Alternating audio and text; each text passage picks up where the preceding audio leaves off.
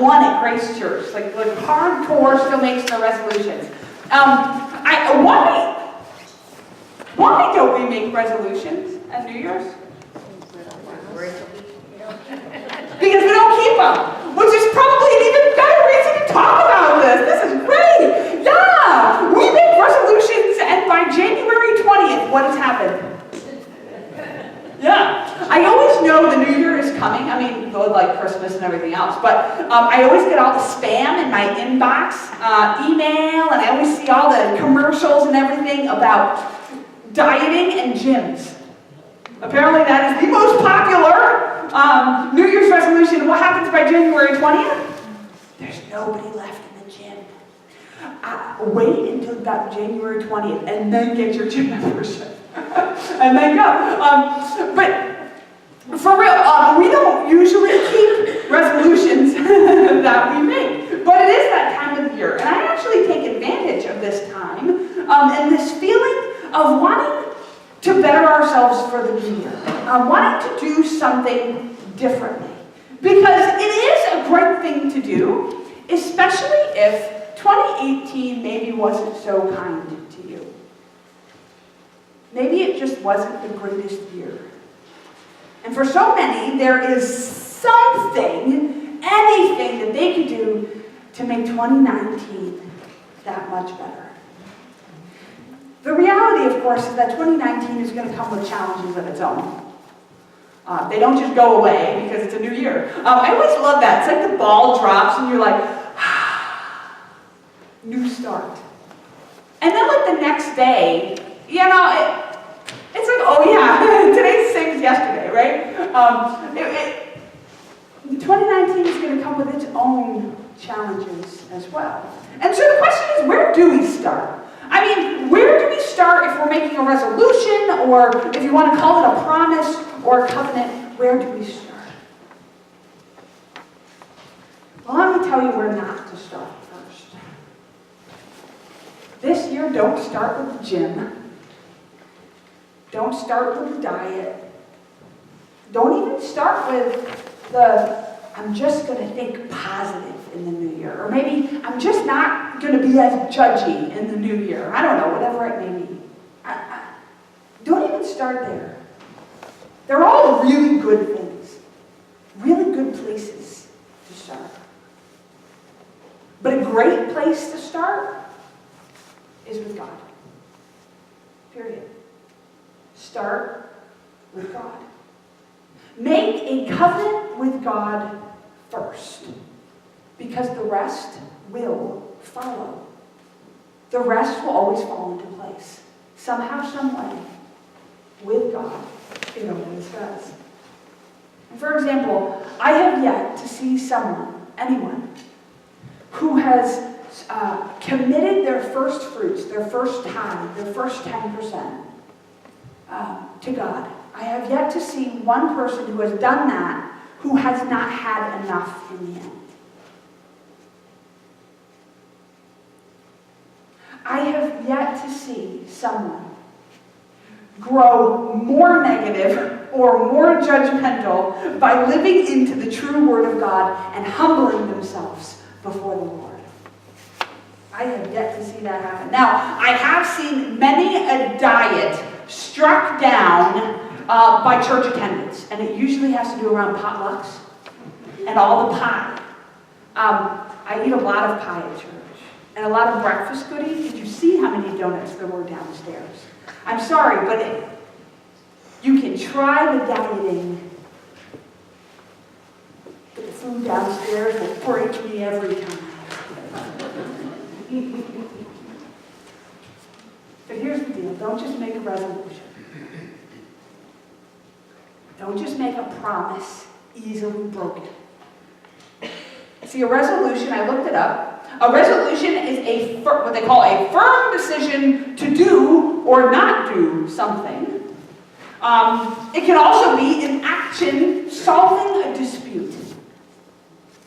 A resolution. Of course, a promise, many of us know that a promise is easily broken. I mean, we were talking about resolutions and promises over here, right? Just, 2 minutes ago? Why don't we make resolutions? Why don't we make promises? Because they're easily broken. Because by January 20th, it's like, why make them at all? A covenant is an agreement. That's literally what the word means. It means agreement. And in this case, it's a covenant made with God. See, a covenant forms a relationship. It forms a bond between two parties, right? It forms a relationship of agreement and accountability. And covenant is not new in the Bible. At the very beginning, right? Adam and Eve. Don't eat the tree. Yes, God, we won't eat the tree. What did they do? They ate from the tree, right? Easily broken, right? Noah. This one's interesting because this covenant started with God. God sent a flood and wiped out the entire earth. Why? Because people were sinful. And were not doing as God called them. They were utterly depraved. And so God sends the flood, and Noah has an ark, right? We know this story, right? Puts all the animals on the ark. Flood waters go down, and what happens? God makes a covenant with Noah and with his family to never do that again. Remember that part? And God takes God's bow. I love that was mentioning bows here a minute ago. God takes God's bow, like bow and arrow, bow, and places it in the sky, hangs it up. Like you would hang up a bow in wherever you hang your bow and arrow, right? I don't know where people hang them. Sorry. What is it? A rainbow, right? And that will be our sign of the covenant that God will never send a flood to kill all the earth ever again. Abram, right? I mean, we're still in Genesis here. Abram.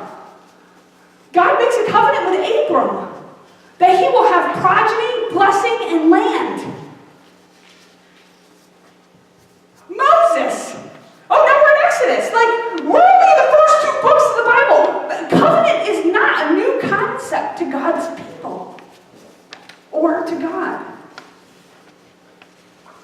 Josiah went up to the temple and he gathered all of the people and he renewed the covenant with God on behalf of the people. He said this, the Bible says this. The king stood in place and made a covenant before the Lord to follow the Lord, keeping his commandments, his decrees, and his statutes with all his heart and with all his soul, to perform the words of the covenant that were written in this book.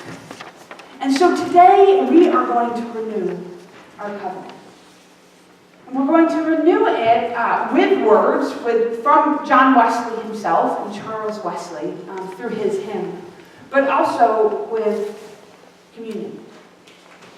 And the reason is because when you get to that part in the communion, I lift the cup and say, this is the blood of the new covenant, poured out for you and for the many for the forgiveness of sins.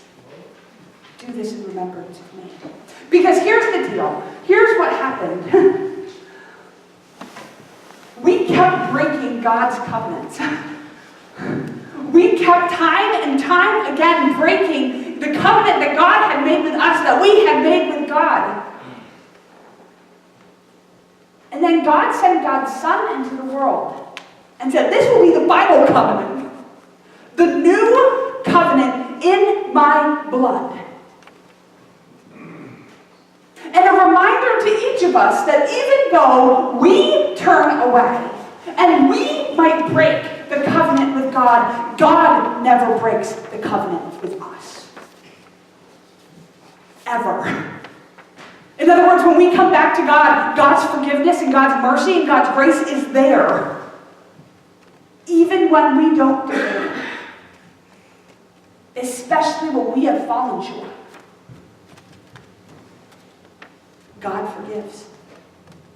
So friends, the victory's already been won. We are still living into the new covenant that God has made with God's people through God's Son, Jesus. And we are still receiving that wonderful grace today. And so I hope that if you are a dedicated disciple of Jesus Christ, that when we get to this part of Wesley's covenant renewal, that you will really lean into it, that you will say the words and make this new covenant as you walk into a new year, 2019. And you know what? If you haven't made a vow or a covenant ever before with God, if you have never invited God into your life, and you want to do so today, read along with us. Be a part of this covenant renewal. Make it for the first time. And if you're not there yet, if that's maybe not your thing, maybe if you're just still figuring out this whole God thing, it's okay. Listen along. Share with us. Be with us. Your presence here is important. And we're just so grateful for you. And so, friends, I invite us, we're going to sing together. Right? Yes. I think it's number 606. It's a Charles Wesley hymn.